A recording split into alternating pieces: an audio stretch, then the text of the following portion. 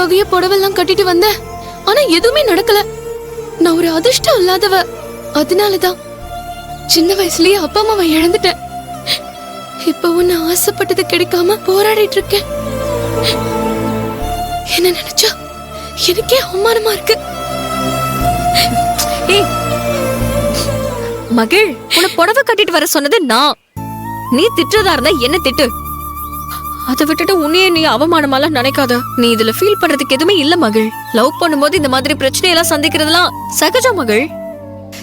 எத்தனையோ பேரு love success ஆகணுங்கிறதுக்காக எவ்வளவோ கஷ்டப்படுறாங்க. அந்த மாதிரி நினைச்சுக்கோ. ஒருவேளை பாசிட்டிவா நடந்திருந்துச்சுன்னா இந்த புடவையெல்லாம் ஆதியோட அம்மா உன்னை பாத்திருந்தா அந்த சிச்சுவேஷன் எப்படி இருந்திருக்கும்? அது கொஞ்சம் யோசிச்சு பாரு. உன் மனசுக்கே ஒரு தெம்பு வரும்.